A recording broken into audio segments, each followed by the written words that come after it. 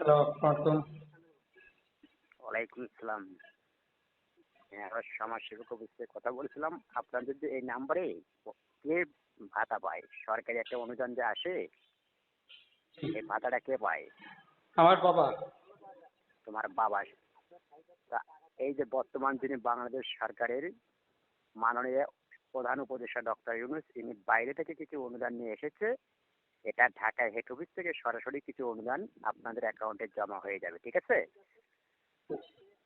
এটা আপনাদের ইউনিয়ন পরিষদেও লাগবে না, কোনো চেয়ারম্যান মেম্বার লাগবে না। ওই নাম্বারই এখান থেকে সরাসরি অ্যাক্টিভ করে অ্যাকাউন্টে টাকাটা উত্তোলন করে দেওয়া হবে। একটা গাভী সমতুল্য আপনার নাম্বারে চলে যাবে 24 ঘন্টার মধ্যে, ঠিক আছে? তো সেই ক্ষেত্রে আপনার বাবার নামটা, আইডি নাম্বারটা, এগুলা 2 মিনিটের মধ্যে আমাদেরকে জানিয়ে দেন।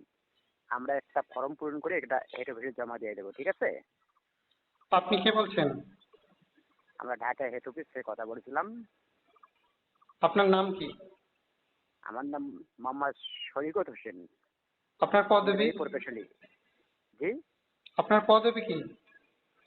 হ্যাঁ, আমরা নির্বাহী প্রকৌশলী অফিসের কথা বলছি। আপনার পদবি কি? বুঝলাম না। আপনার পদবি কি? আপনি কোন র্যাঙ্কে কি পদে আছেন?